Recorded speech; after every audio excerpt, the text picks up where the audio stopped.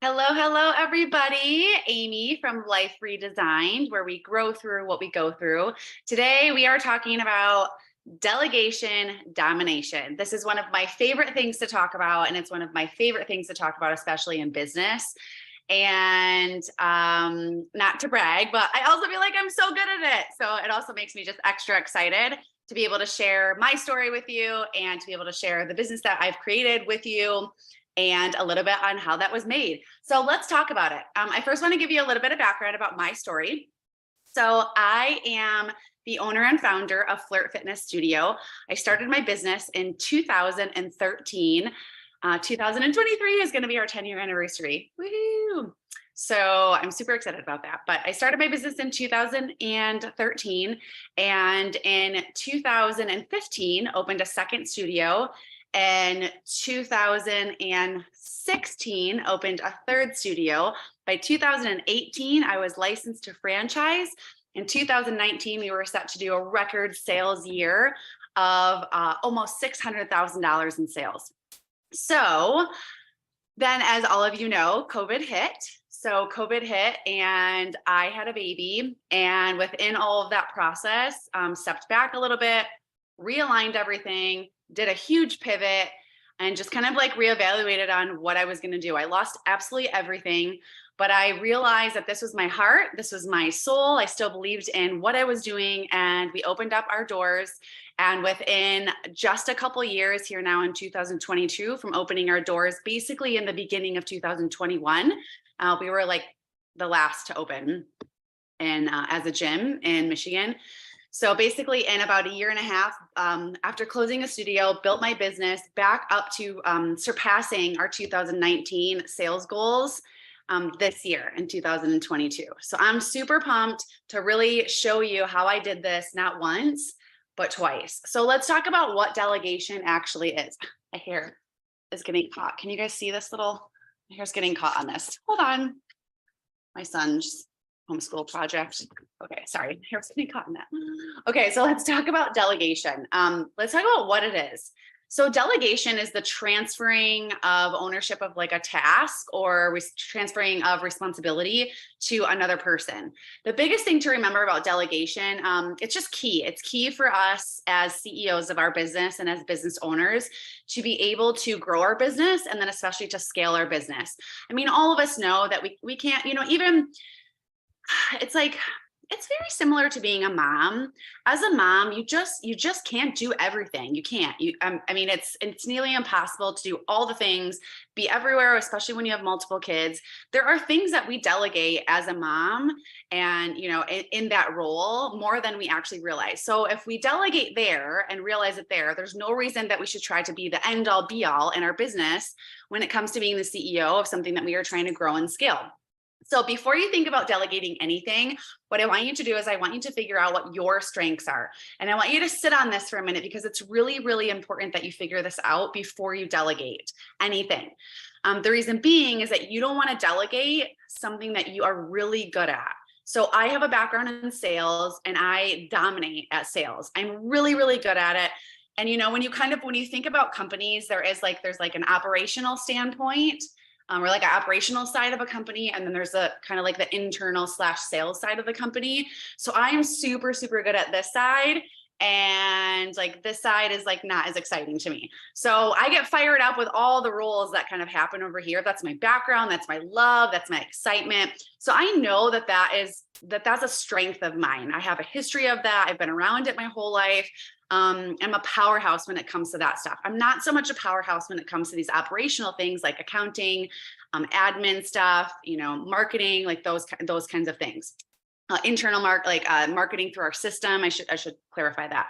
So you want to figure out what your strengths are. And sometimes as a business owner, when you start your business, sometimes it'll be by trial and error. I mean, you might go into owning your business and being like, okay, I know that I'm really good at this. And all of a sudden you're like, okay, I am actually like terrible at organization. Like I thought I was organized, but when it comes to business, I'm actually not doing a very good job.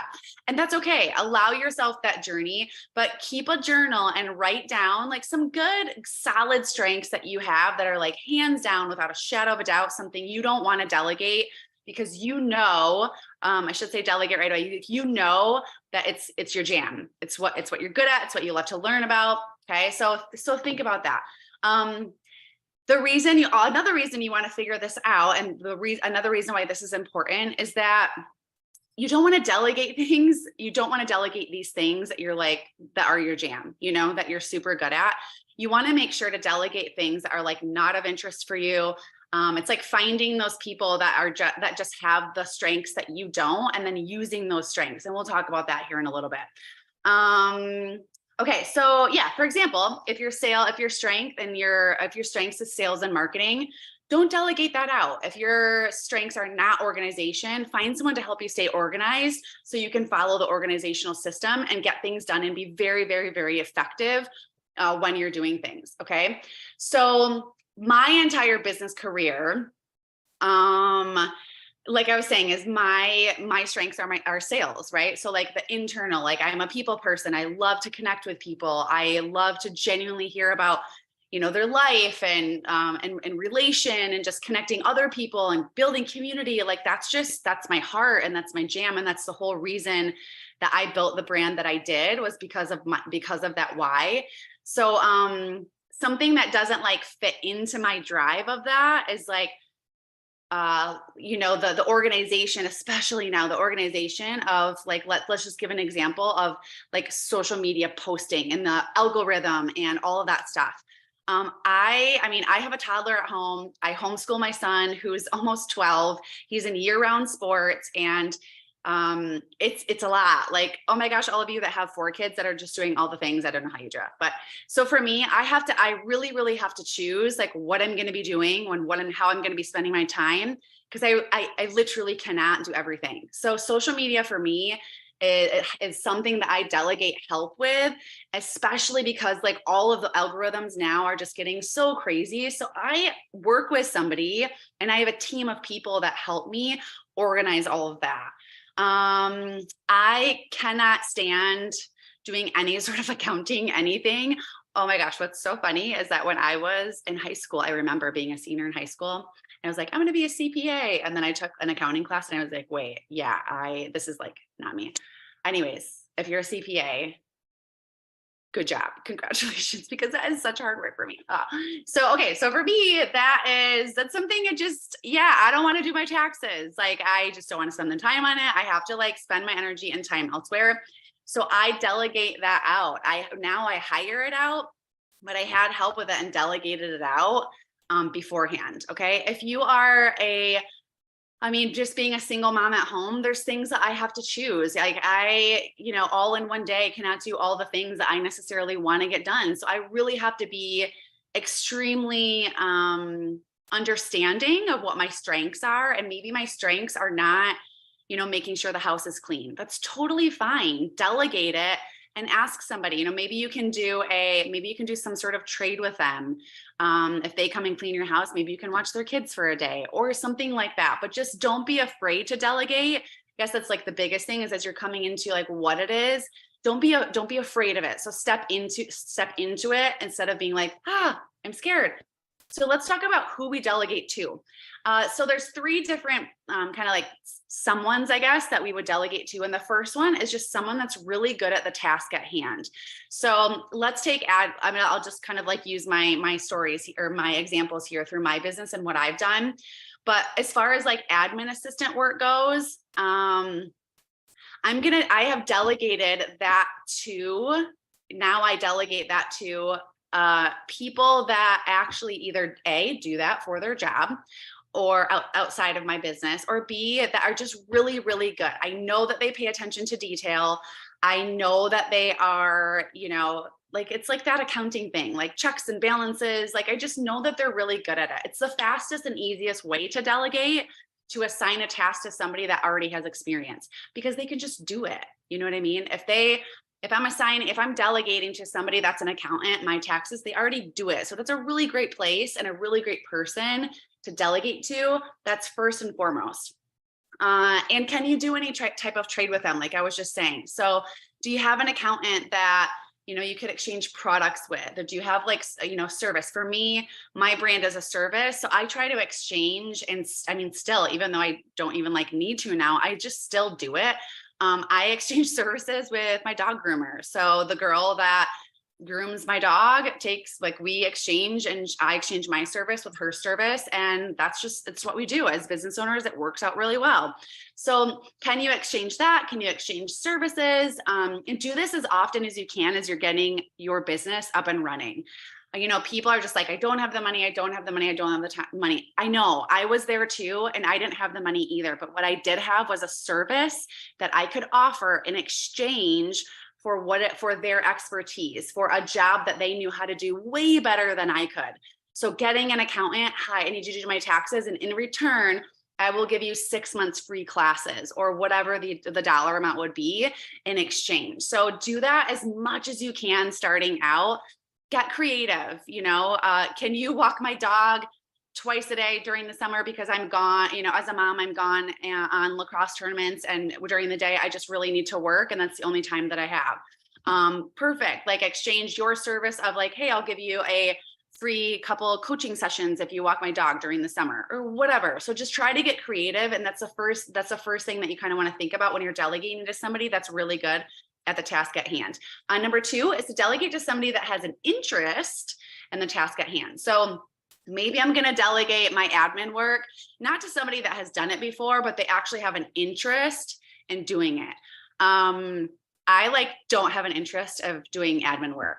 Can you guys believe that? Okay. So I don't have an interest of doing admin work. So I found people that loved doing admin work, and they work my front desk at my studios, and they do an amazing job. And we laugh about it because when we do signups for the studio, like I don't even sign people up because it's throughout the admin side and the operational side of our system.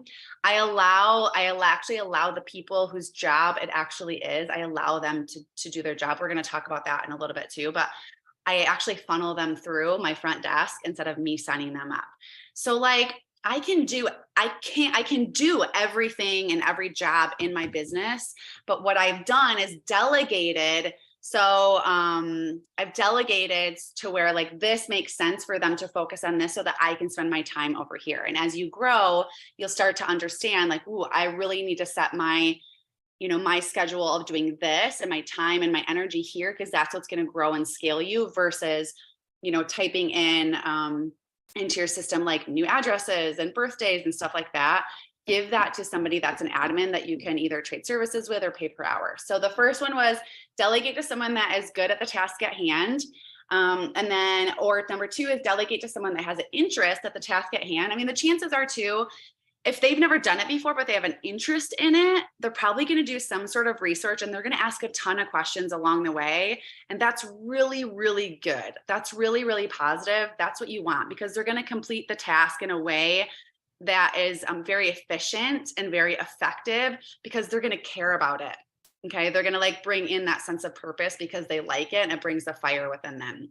The third thing is delegate to someone that has a passion for your brand and that you have time to train. Okay. Here's a perfect example. So when I hire instructors, I only hire instructors from within, people that already know my culture, people that already have a love for my vision statement and my mission statement and everything that I stand for. The first thing that I look for is not somebody that is good at teaching at the job. Okay. Because here's the thing, I can teach anybody how to teach. I also can teach anybody how to be good on the apparatuses that I have. So my number one thing that I look for is never, are you a good teacher? That's never my question. It is, tell me why you want to represent my brand. Tell me about your heart. What I look for instead is, are they caring, nurturing?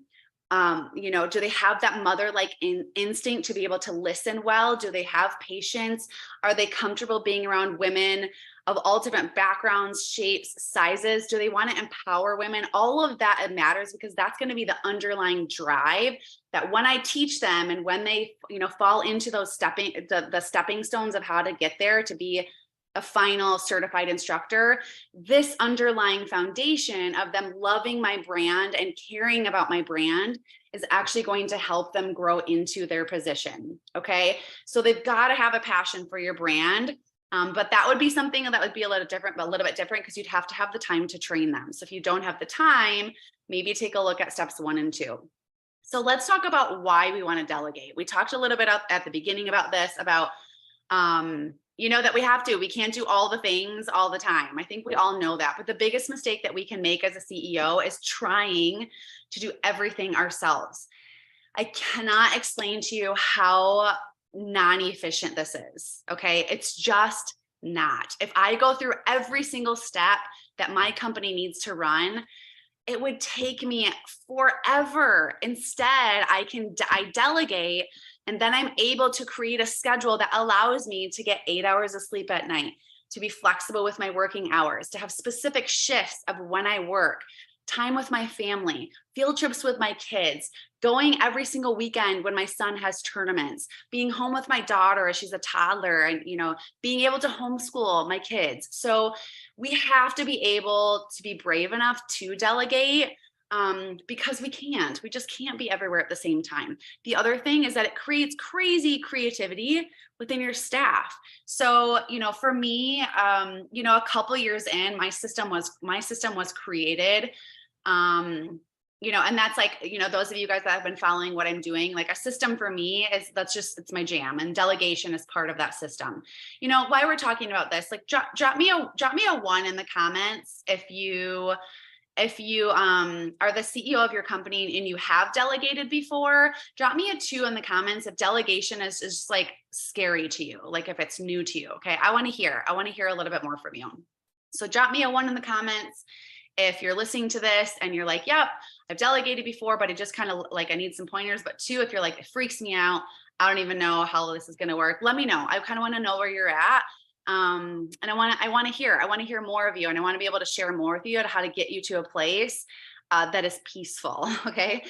So back to why we're delegating. Yeah. It stimulates creativity in your staff like crazy. So what's going to happen is you're going to delegate. It shows your staff that you trust them. It's like and trust factor, right? That you like them, that you trust them. You're trusting them enough to do what you're asking them to do for your brand. That's huge. Like, people take that really seriously. You know what I mean? And that could be anything. It could be, we run really big events where like it's all volunteer based. And it's amazing to me how much the volunteers, like how seriously they take like the cleanup of our event. And I take it seriously, so the fact that like I get to see all of that, it's like they love the brand enough to like clean up in a really specific and like positive manner and like good, and they don't like half-ass it. So it's really important that you have that like and trust factor with your staff. And this is a great way to build it. You're also going to create creativity. You're only one mind. If you're doing things that aren't necessarily the thing that you are the best at, you never know that there could be another system out there that's or there could be another way or method where it's more efficient. If you are like not techie, find somebody that is, because they're going to be able to make your business more efficient. I guarantee it. Teamwork makes the dream work. There's no I in team. There's really not. How many, how many things can you see team-wise? Like, there isn't one person that wins that trophy. It's never one person that builds your brand. It's never one person that makes, everything happen in your company. It's not. I don't ever claim to be that. Every single time I'm thanking all of these people that make these things happen. Yes, you're the driving force as the CEO. And yes, you're overseeing everything from the umbrella. But this is a great way to also connect with your staff, connect with the people that are delegating for you, and create purpose. I'll never forget one of my mentors at church, she said this to me once, and I'll never forget this. She said, when people ask if they can help you, or when people offer to help you, say yes. Because if you say, oh, no, I'm fine, you're actually robbing them of their blessing. So think about that for a second. Somebody wants to help you. They say, how can I help you? And you say, no, I'm fine. You just robbed them of a blessing, because their blessing is to actually help you. That's a love language for them. So as a team, like, how many times have you guys been on a team before and the game ended and you had nothing to do with the whole entire game, and you're like, how important is that win to you? What does it feel like? It's like, it's a little bit of an empty win, isn't it? But if you're on a team and you had one base hit that got a run in and you got an RBI, like how much better do you feel about that win? You're like, I did something. Like one of those runs was from my hit. One of those baskets, I had an assist, or I was on the court and I, set a great pick for against this player, or I was on a project team and this is what I entered into the project that got taken into the final project that we presented. So when you're a part of something like that, it gives you more purpose, and that's going to give you more purpose for your brand. So that is huge. It's also going to give you a lot of respect. It's going to give you a ton of respect as a CEO when you delegate these tasks and when you trust these people. They're going to like you. You're going to grow in a relationship with them. It's just going to do this to your business. And I mean, you're just going to watch it grow before your eyes. I promise you. Okay. So that's why we delegate. Let's talk about when. It's really your call when to delegate, but just, I don't think it's never too early is what I'm trying to say. It's never too early to delegate. It's really not. So don't wait until you're like in a crazy frenzy and you like can't even think straight and there's like all this stuff going on, because then you might not make the best decision to delegate. You always want to make a decision based on strength, not on weakness. So if you're in this like frenzied position with your business and you're like, oh my gosh, like I can't do all this. Oh my gosh, okay, you take it. Like, did you think through that decision? Did you make a decision from strength? Or did you make a decision from weakness because you were just like really overwhelmed? You know what I mean? So just kind of think about that. And again, just a reminder, don't delegate the things that you're best at. You want to keep those for yourself. Okay, so let's talk about how. Let's talk about how we delegate. You've got to make a decision on what you're going to delegate, and then you've got to go for it. That's how you do it. You just do it. Okay. I know it's like the Nike slogan is, it's like the best, like literally just do it. So you have to make a decision and then you got to go for it. There's no wrong decision. If you make a decision and you give something to somebody to delegate and they fail, it's okay. You're going to learn something. I've done that. Okay. And I'm still running a huge multi-six-figure business with like 3 side hustles. And I've messed up. I've delegated to the wrong people. I've delegated to people and I'm like, they're going to kill it at this project. And they come back and I'm like, wrong person. I've delegated to people to do like certain, positions. And then I'm like, wow, I did not choose the right person to do that because ethically it didn't match up. So you've got to go for it. You can't be afraid of failure. You can't run from delegation. You really have to step into it and don't overthink it. You like think about it, but don't overthink it where you're just like, oh my gosh, like it's between these 2 people and I just don't really know. And I mean, go for it. Choose one of them to delegate, choose a transfership of the ownership of a task and delegate and do it. Okay. So while you're doing this, let's talk about a few things. You want to set clear expectations. Okay. One of the worst things you can do within delegation is delegate and like the person leaves and they're like, this is gonna be fun. And they're like, I don't know what to do. And then they do the project and then they come back to you and you're like, this is like not what I wanted. Okay. So when you delegate, you've gone through the steps that we talked about, like who you're delegating to, when you're going to be doing it and what you're going to be delegating. And now we're talking about how. So when you go through those steps, you need to set clear expectations, what it is that you are delegating. For example, if I have, let me give you this example. So if we have a curriculum that we teach at our studios, it's like very specific, all that stuff. Okay. If I'm going to delegate so something I often delegate is like all of our, what am I trying to say? Like our forms, our sheets, like our binder sheets, our binder docs. That's the word I was looking for. Oh my God. Sorry, you guys.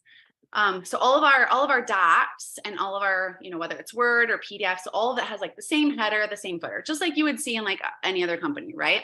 So that is like pretty much 100% of the time, like not something that I do. The admin side and the operations side of my company, I have people that I delegate that to. Okay. So if I go to delegate and say, can you please put this curriculum into a Google Doc that is branded by Flirt Fitness and that matches all of the rest of our documents. Can you please make sure that all the links are live? Can you edit for spelling?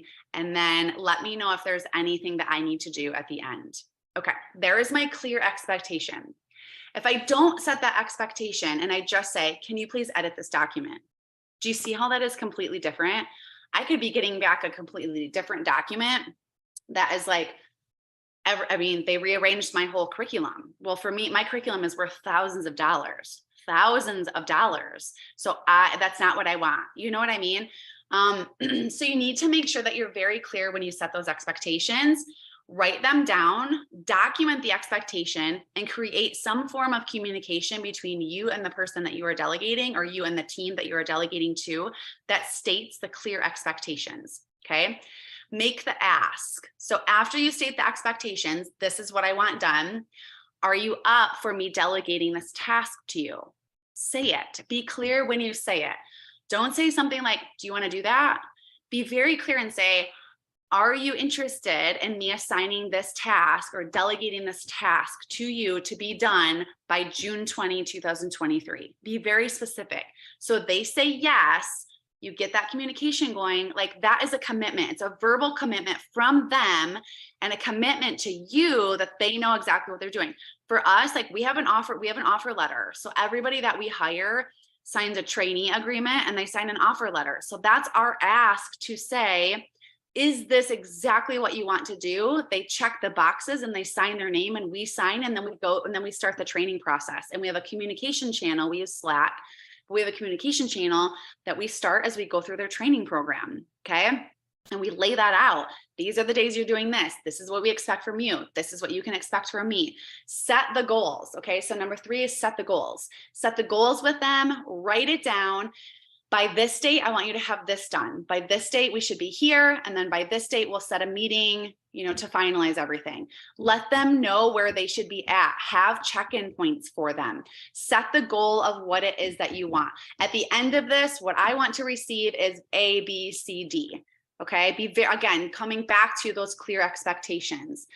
Number 4 is set the process. So what is that going to look like? When we train, when I'm hiring somebody and when they sign that offer letter, I say, okay, here is the schedule. On this day, you're going to go through a meeting with your trainer. From this time to this time, every single Thursday, we're going to start out by talking to you about A, B, C, D. And then you're going to go through teaching the class. And then at the end of it, we're going to go through da, da, da, da. And then 2 days later, we're going to follow up with this. And then 1 day later, we expect for you to have curriculum to us, videos, So you set the process with them so they know exactly what they're getting into. I'm a crazy big picture person. So processes and systems for me are just like needed. Like, I love going to a class where I know what's going to happen. So that's how I run my classes and my meetings. And I will say, if I'm coaching a client, I just said this to a client the other day, and I said, okay, the plan for today is we are going to run through what, we're going to review what we talked about last time and where you're at with those goals. We're going to set new goals today. And then by the end of it, I want you to have 3 questions that you want to ask me, 3 questions that you have for me. And then we're going to set 3 immediate goals before that you can do within the next 2 weeks. So it's having that process set and ready to go. Number 5, allow them the freedom to work on the process. Okay. Don't micromanage them. Nobody wants that. I know it's really scary. And I know you just want to stand over them and make sure they're doing the best job or make sure they're doing the job that you would do. But the fact of the matter is, when you're CEO of your company, nobody has the heart that you do. Nobody. Trust me, they can come really, really close, but nobody has the perseverance and the strength and the power and the passion for your brand and your business like you do. But you've got to let them go. You've got to give them the freedom to work the process, because that's going to create trust. You've got to give them the chance to show you that they can do it. You've got to trust them that they can. I mean, you're the one that chose them. So shouldn't you trust them to do it? Something to think about. Number 6, check in along the way and confirm that they have support. So do check-ins. Hey, haven't heard from you, haven't heard from the training team, wanted to check in. Does anybody need anything from me? I say this to my staff of anywhere from 30 to 35 people. I say this to them all the time. Like, I get nervous if nobody's asking me questions, and I'll just jump into our Slack channel and I'll jump into like with all my front desk staff and say, hey, just checking in with everybody. Does anybody need anything from me? I'll check in with my instructors. Hey, does anybody need anything from me? I have a monthly manager call that I do. My very last thing I ask, does anybody need anything from me? How can I help you in any way, personal or business? I make that ask all the time, okay? And then number 7, set a final meeting for review, completion, and evaluation. So on this day, at this day and this time, we're gonna set a meeting to review the task that I gave for you, to complete the task that I gave to you, and then talk about an evaluation of like, how did it go? Was the process easy? And some things to think about. Just a few like closing notes before we end here, but be honest. Like we talk so much about, excuse me, so much about being clear, but be honest. So if somebody's not doing a good job, and if they represent your brand in a way that is not what you want, be honest about it. I mean, you guys, this is your business. This is what you started. If they didn't do a good job, it's not for them. That task isn't for them. That delegation level or process level is not for them. And that's okay. There's a loving way to do that. That's a whole nother thing we should talk about. I should add that to my list of things we need to talk about. But yeah, just be honest, and as they're going through, if you feel like you need a halfway check-in of like, can I see what you have so far? And they're not on the right track, just say, you know what, this isn't quite what I was thinking. Can we pivot a little bit? And can I see a little bit more of this? Be very clear and honest with them. People love that. I love direction. Like when I'm working with my mentors, I love that. That's the only way that I know that I'm going to produce what it is that they're looking for and asking for. And if I don't understand something, I'm going to ask. So be clear, be honest. We talked about not micromanaging, trust the process, and stay true to your values. You've always got to stay true to your why and your values. So if something within that delegation process is going sideways, cut it off, and cut it off immediately. That is not a place that you want to entertain. If anything goes toxic or anything like that, cut it off, shut it down, and start over. If it means you had to backtrack or you lost money, get over it, start over, because you've got to stay true to your values. I've made that mistake too many times. And last but not least, here's my final thought about delegation. Lead by example 100% of the time. Anything from cleaning the bathroom all the way to the way that you run a meeting. If I want my staff to close my studios the way that I want it done, I'll be damned if I am not on my knees cleaning that bathroom floor by hand in a way that I want them to do it. When I make that ask of delegation, they have got to know that I have done it. I will do it. I have no problem doing it. They've got to know, because that like, trust, respect, all of that filters in by you leading by example 100% of the time. Okay. So delegation, we're recapping. We talked about what it is. We talked about who to delegate to. We talked about why. We talked about when, and we talked about how. I hope that you love these notes. And I want to close by saying this. I told you a little bit of my story at the beginning of this video. Listen, if you are in a position where you need help delegating, where some things are a little bit messy in your business, where you're the CEO of your business and you're like, Amy, this is really great information, but I just don't know how to implement it. My strengths are to come in and look at a business, and like I always kind of do like the, oh my gosh, have you guys ever seen Wayne's World at the end where they go, I feel like that's like my brain when I come into businesses. I come into small businesses, I come into, this space, and and everything just goes, and I can help you with moving along with that. These are things that I can help you with. If this is your time where you need to delegate and you need to get a coach and you need someone to walk alongside you and be like, listen, like I'm stuck, or I don't have the time, or I got to figure something out, I can help. All right. Drop me a fist bump in the comments if you're looking for some help with delegation as the CEO of your own company, no matter the size.